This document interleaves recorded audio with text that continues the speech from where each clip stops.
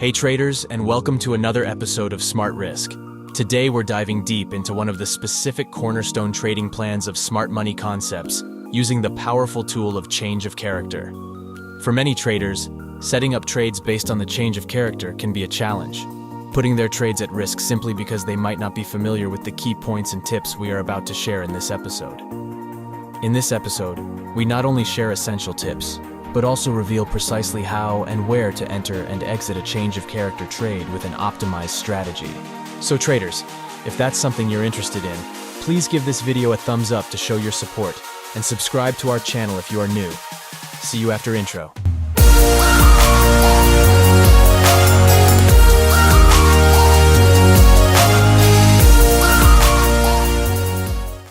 Welcome back, traders. So, let's get started. As you know, smart money concepts classify entry methods into two major categories: reversal and continuation entry methods. The reversal entry includes the change of character and flips entry methods. We have thoroughly covered all the criteria and rules needed to identify a valid change of character in the market in the previous episodes. I highly recommend going through our channel and watching them, as they provide valuable insights into understanding changes of character. Now in this episode, we're putting all that knowledge together. We'll understand how to leverage these concepts to our advantage and establish a trading plan based on the change of character. This approach carries a higher win rate ratio with precise entry and exit points. Now, let's delve into the basic instructions that should be considered to properly implement the change of character in our trading strategy.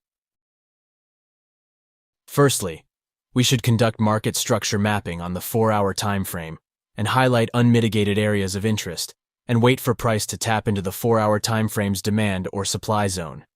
In the second step, we shift to the 15-minute time frame to gain a clearer perspective on the price action and search for any signs of a change of character in market behavior. If the price forms a 15-minute time frame change of character pattern, we proceed to the third step by zooming into the 1-minute time frame, searching for any signs of a change of character. After fulfilling all the mentioned criteria, we should now proceed to the last step, setting up an entry on the 1-minute time frame. Now that we have a general outline of the core steps involved in the change of character trading strategy, let's delve into the details of each step, starting with the first one. Imagine we have a 4-hour structure like this one on the screen. Price is in a downtrend and also has created a series of bearish BOSs. So here we have an unmitigated supply zone at the extreme. Let's say that we have a perfect sell setup on the 4-hour time frame, which is confirmed by the criteria and rules of a high-probability trading setup. Our next step is to switch to 15-minute time frame, closely monitor the price movement, and patiently wait for the price to return to the 4-hour time frame supply zone and form a change of character pattern. After detecting the confirmation for market structure shift in the 15-minute time frame, to apply our trading plan, we need to follow a few steps. First, we should identify and highlight the supply zone generated by the change of character's bearish wave in the 15-minute time frame. Then, we need to zoom into the 1-minute time frame and patiently wait for the price to tap into the identified 15-minute time frame supply zone to get reversed from it and create a change of character on the 1-minute time frame. Once the change of character is confirmed in the 1-minute time frame, our next course of action is to identify the order block generated by Chalk's wave in the 1-minute time frame. Subsequently, we place a sell limit order at the lowest point of the zone, with a stop loss set a few pips above the highest point of the zone. As for the take profit, we have the option to target the unmitigated demand zone on the higher time frame like 15 minutes or 1 hour, or the swing low of the current time frame. These steps will help us execute an entry with a well-defined risk-reward ratio. If you miss the change of character, or if the price action doesn't provide an opportunity to enter the market by being extra volatile, or even price is drastically pushed away without activating your order, then taking the continuation trade becomes the easiest and safest way to execute trades and entering into the market. So here, let's say you somehow missed this entry opportunity during the change of character, or you simply want to open additional positions. The price, after the mitigation of the supply zone, it reversed and shifted its character to the downside by breaking and closing below these structures and breaking through several demand zones. If you couldn't execute any short positions from the change of character's supply zone. In such a scenario, the recommended approach is to use SMC's continuation strategy to enter the market. To achieve this, the price needs to break the recent structure to the downside and pass through these 1-minute demand zones, creating a newly generated supply zone. In this case, I wouldn't recommend placing any limit order at this newly generated supply zone due to potential risk. There's still a high probability that the price could use this supply zone as an inducement to generate more liquidity. Therefore, it's advisable to wait for the price to form liquidity zones and already sweep them before tapping into our newly recognized supply zone. What we're looking for here is a pullback after breaking the recent structure and forming a liquidity zone, such as double bottoms, triple bottoms, or trendline liquidity below the new supply zone. It doesn't matter whether the price pushes to the downside and creates a new break of structure, or remains choppy for a while.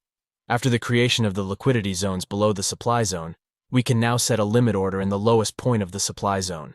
This is because we have a very strong confirmation factor if the price sweeps the liquidity zones that form below the supply zone before tapping into it. But before we continue, important to note a crucial step in your trading journey: backtesting your strategies. Before applying any strategy to your real account, it's recommended that you backtest it at least 100 times. To help you with this critical step, we use the TraderEdge platform for backtesting our exclusive trading strategies. If you're interested in using TraderEdge as your backtesting tool, be sure to check out the link in the description below. There are 4 essential criteria that must be considered before executing such continuation trades. The first rule requires the price to form a change of character pattern or flip pattern after reaching the higher time frame supply or demand zone. Secondly, we must patiently await a break of structure and a zone breakout in the price movement. The third rule emphasizes that the price should have left inefficiency behind when forming a break of structure.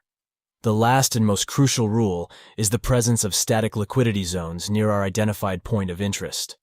In summary, to have an opportunity to execute continuation trades, it's essential that all of these rules and criteria are met, and there are no exceptions.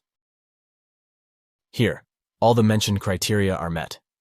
Next, we place our sell limit order at the lowest point of the supply zone, with the stop loss a few pips above the highest point of the area. For the take profit, we have the option to target the unmitigated demand zone on the higher time frame like 15 minutes or 1 hour, or the swing low of the current time frame.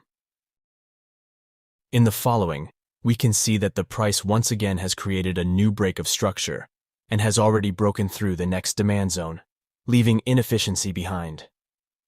Thus, we have another unmitigated supply zone on the 1-minute time frame.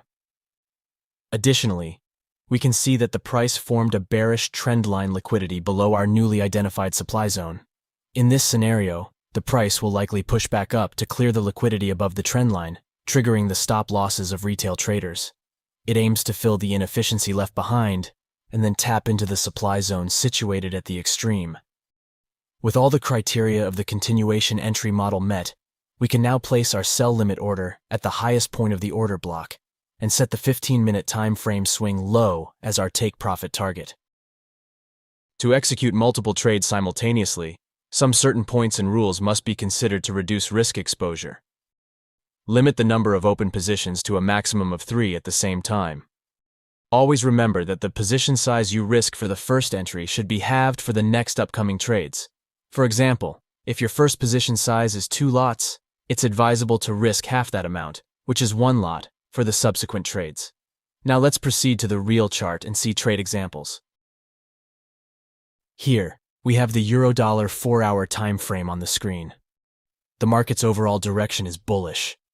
We see that the price, after sweeping the sell-side liquidity accumulated below the equal lows, and then drastically pushed to the upside. It has broken through the latest major high and also created a bullish break of structure with great inefficiency. Continuing, we see that the price subsides its bullish momentum, and after a temporary pause, reverses its direction to the downside. We see that the price has taken out the inducement level by breaking below this candle's low, which represents the most recent internal pullback that the price formed on its upward path. Since the inducement has been taken out, that confirms these low and high as valid major structures, and subsequently, we have a valid break of structure right here. Now, since we have a valid bullish break of structure, we are now allowed to identify an order block or demand zone attributed to the recent valid BOS.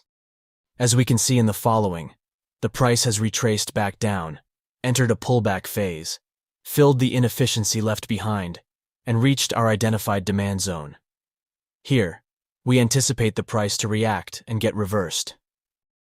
Since the price has tapped into the 4-hour time frame, our next step is to zoom into the lower time frame, in this case the 15-minute time frame. This allows us to gain a clearer view of the price action and search for any signs of a change of character pattern in market behavior. But before we continue, if you're an experienced trader looking forward to getting funded, register with our trusted prop firm, Funded Next. Funded Next is one of the top-rated prop firms on Trustpilot that provides one of the lowest spreads and commissions in the industry. They offer a variety of plans for traders with unique services, including a 15% profit share from the challenge phase and a 10% profit target with no time limit. If you're seeking a prop firm that genuinely supports your trading journey and provides financial needs, register with the link in the description to get a 10% discount with our exclusive code and experience their exceptional services for yourself. Here, on the 15-minute time frame, we see that the price was in a downtrend until it reached the 4-hour time frame's demand zone. After reaching this zone, the price reversed, moved to the upside, broke the 2 successive structures, and left a great inefficiency behind. So, a crucial question arises. Does this change of character provide a high probability, or does it carry a high chance of winning if we use it to execute trades? We have fully discussed the rules and criteria that need to be considered to identify a high-quality change of character in previous episodes. As you know, guys, a change of character is valid only under one condition: price reverse and originates from a higher time frame supply or demand zone before breaking the recent major structure and initiating the change of character. So here we see that price has done that.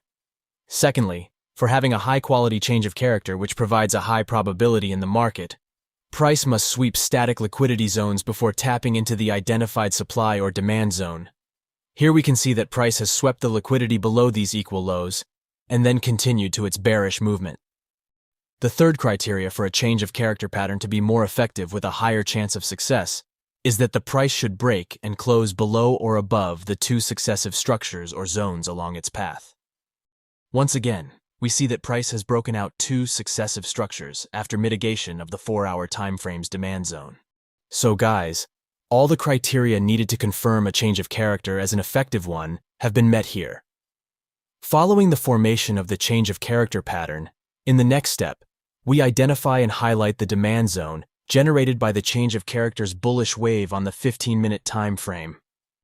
Next, we need to zoom into the 1-minute time frame and patiently wait for the price to tap into the identified 15-minute time frame's demand zone, triggering a reversal and creating a new change of character on the 1-minute time frame. Here we have the 1-minute time frame on the screen. We see that the price was in a downtrend and had created a series of BOSs until it reached the 15-minute time frame's demand zone. After tapping into the demand zone, the price reversed its direction, subsided its bearish momentum, and then started to push upside with inefficiency. It created a change of character by breaking and closing above the most recent structure. Once the change of character is confirmed in the 1-minute time frame, our next course of action is to identify the order block generated by Chalk's wave in the 1-minute time frame. Subsequently, we place a buy limit order at the highest point of the zone, with a stop loss set a few pips below the lowest point of the area.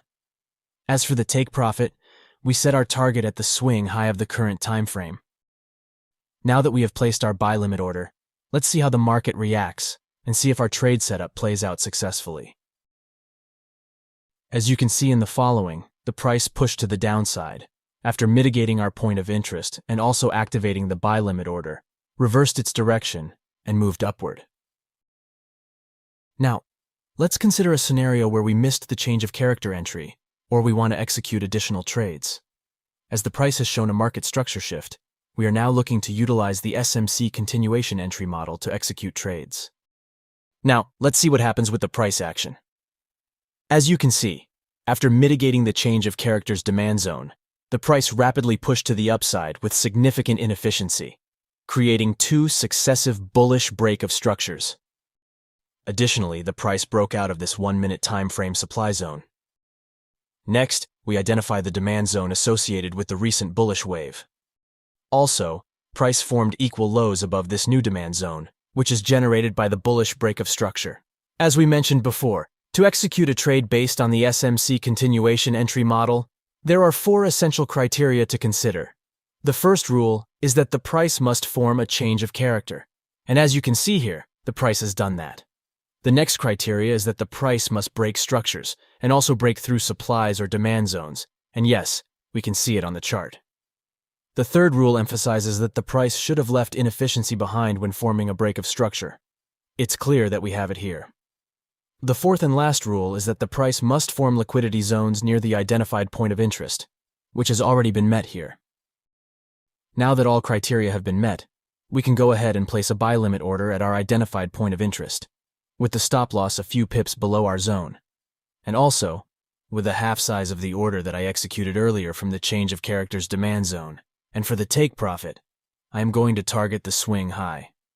Now that we have placed our buy limit order, let's see how the market reacts and see if our trade setup plays out successfully.